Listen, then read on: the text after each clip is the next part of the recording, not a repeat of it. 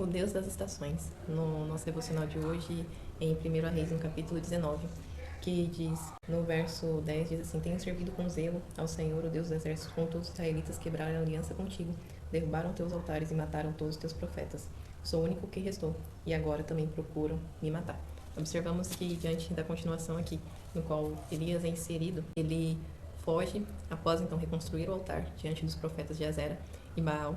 E após isso, o Senhor responder com fogo. Acabe e fala a Jezabel de tudo o que havia acontecido, no qual Elias, diante dos feitos do Senhor, havia declarado a morte, decretado a morte dos profetas pagãos. E aqui então, Jezabel acende a ira e envia a mensagem que, assim como ele havia feito com os profetas de Azera e de Baal, assim também seria feito com ele. Com medo ele teme, foge, mas diante disso ele é conduzido no deserto, e ali ele encontra um pé de giestra, um pé de zimbro, e ora. Aqui giestra representa um lugar de descanso, um lugar de refrigério, um lugar de descansar na presença. E pedindo então a morte, ele diz ao Senhor que ali era o seu limite. E observamos que o mesmo havia acontecido anteriormente com a viúva de Sarepta, mas agora com o profeta. E diante disso, o Senhor responde a Elias que ali não era o fim, mas que era apenas o início, porque longa era a caminhada dele. E trazendo para os dias de hoje, assim também é conosco. Muitas das vezes, diante de vencer um gigante, vem também as afrontas dos nossos inimigos. Vem a perseguição, vem a defamação e tantas outras coisas que tentam nos parar ou nos paralisar na caminhada, diante de guerras, de batalhas vencidas.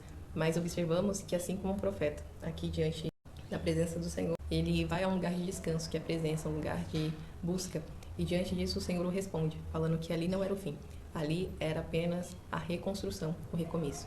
Porque o sétimo representa a perfeição, mas o oitavo, após a guerra vencida, representa então a reconstrução, o recomeço do Senhor. Porque sempre há um tempo de cantar na presença de Deus. E observamos então que após o pé de gesta, o pé de zimbro no deserto, Elias encontra novamente a provisão do Senhor, que envia o anjo para o alimentar e para que ele pudesse caminhar e ungir a outros reis e um profeta que o sucedesse. Porque ali não era o fim, mas era o recomeço de um novo ciclo no qual o Senhor estava encerrando o antigo e recomeçando tanto na vida do profeta como na vida do povo.